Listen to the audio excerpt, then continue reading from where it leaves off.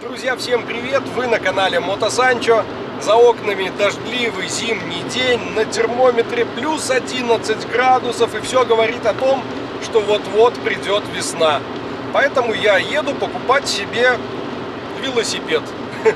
Да, как бы странно это ни звучало, вообще в теории я хотел бы купить велосипеды Мишке, Танюшке и себе. 3 велика, чтобы можно было куда-то выбираться, кататься по красивым лесным дорогам и таким образом исследовать окрестности. Заодно и для здоровья полезно. Мы прошлым летом ходили в парк, большой парк Шленский, где брали велосипеды на прокат. Через приложение ты разблокируешь колесо, катаешься сколько хочется, а потом оплачиваешь по факту. Но это не всегда удобно, и мне кажется, покупка собственного велосипеда довольно быстро окупится, особенно если не гнаться за новыми великами и не гнаться за какими-то именитыми брендами. Поэтому начал отслеживать объявления. И тут были варианты: либо покупать горные велосипеды, либо дорожные, но с ними есть нюансы в хранении и транспортировке. На машинах обычно возят велики либо на крыше, крепят на специальные багажники, либо крепление на крышку багажника сзади. Мне ни тот, ни другой вариант не нравится, поэтому я решил остановить выбор на велосипедах складных. Точно так же, как и в Беларуси, как и в России, в Польше тоже выпускали линейку своих складных велосипедов. Что-то вроде наших аистов.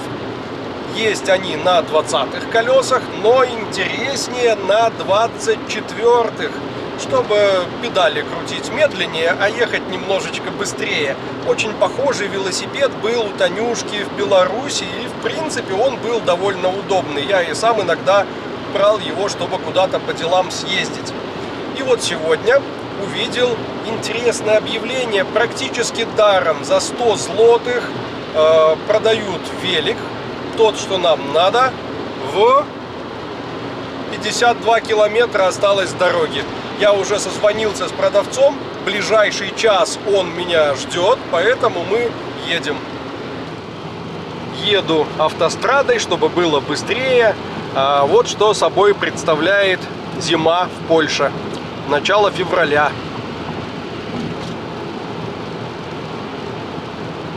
Вчера день был еще теплее, без дождя, переменная облачность, солнышко выглядывало, и на дорогах появилось огромное количество мотоциклистов.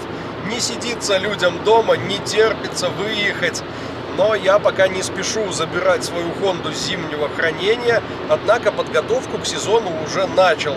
Присматриваю запчасти и буду заказывать то, чего нам не хватало для моей ВТ-700. Например, датчик включения вентилятора охлаждения. Помните, он в Португалии забарахлил. Термостат надо обязательно установить. В общем, подготовка к сезону, можно сказать, началась. Да и чувствуется уже в воздухе запах весны. Перезимовали. Посмотрите на встречную полосу. Туристы уже катаются. А я сейчас ушел с автострады на дорогу в сторону города Висла. Какой-то час по этой дороге, и ты в живописных горах.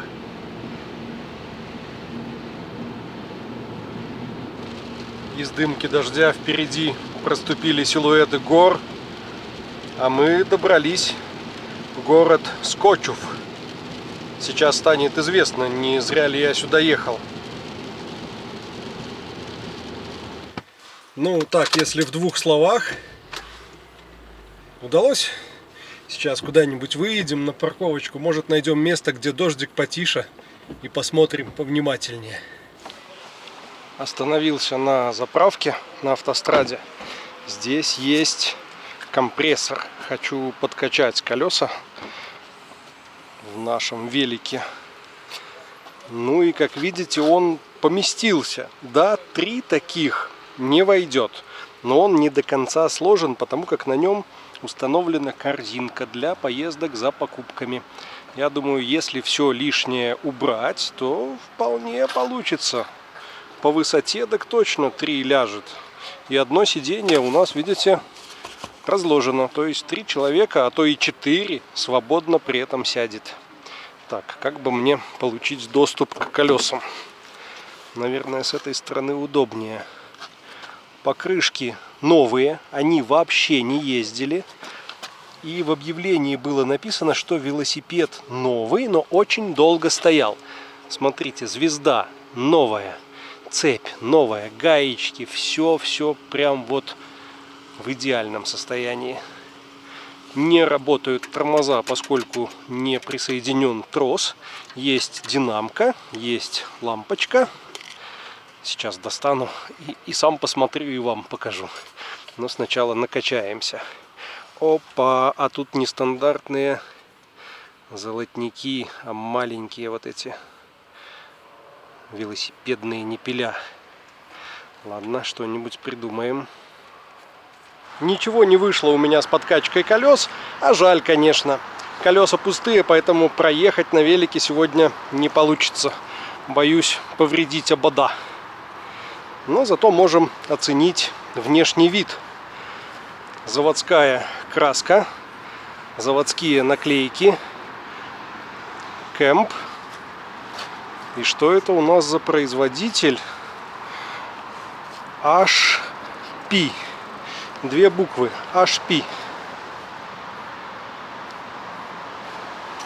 Немного заломано переднее крыло, но оно алюминиевое, легко выравнивается.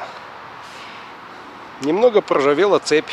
Легкий налет ржавчины на педалях. На, как это называется, шатуны, что ли. Есть багажник. Есть стоп, ну или задний габарит. Сиденье довольно мягкое. Не кожа, такой вспененный полиуретан. А вот руль, на мой взгляд, низковат. Просится здесь что-то повыше, такое рогатое. Освещение, ну и динамка. Ясно, что не хватает скорости вращения, чтобы она что-то вырабатывала. Тормоза надо отремонтировать, придумать какой-то переходник для подкачки колес. Хотелось бы также отметить, что велосипед довольно легкий. Я его поднимаю одной рукой. Видимо, это потому, что у него алюминиевые обода и алюминиевые крылья, алюминиевые щитки. Что в нашем случае тоже, конечно, плюс. Механизм складывания похож на наш аистовский, но все-таки отличается. Здесь, видите, есть какой-то эксцентрик и гайка. Отпускаем гайку, выводим из паза, можно складывать.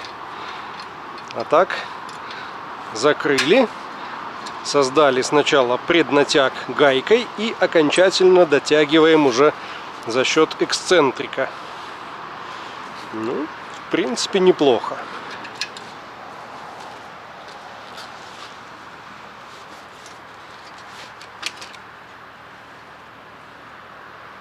Взял в машине ключ на 13, чтобы опустить сиденье, и тогда оно не будет мешать корзине. Можно попробовать все это сложить. Вот что-что, а механизм регулировки сиденья по высоте, согласитесь, в Аисте был удобнее. Там не нужен был ключ.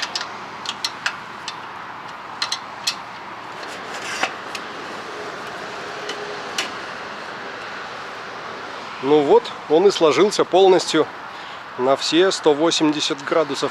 А еще, если не ошибаюсь, на наших Аистах была такая проушина, чтобы зафиксировать велосипед в сложенном состоянии. Здесь ее тоже, к сожалению, нет. Вот теперь 3 таких поместятся точно, 100%. Еще и место свободное останется. А тем временем темнеет.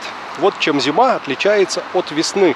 Вроде и тепло, но темнеет рано. Поехали домой. Это получилось продуктивное воскресенье. Вернулся домой, буду сейчас ужинать и отдыхать. Ну а в финале этого видео, как и обещал, давайте подведем итоги розыгрыша. Помните, есть у нас такой интересный конструктор по сборке 3D Урала. И розыгрыш проводился по комментариям среди спонсоров канала.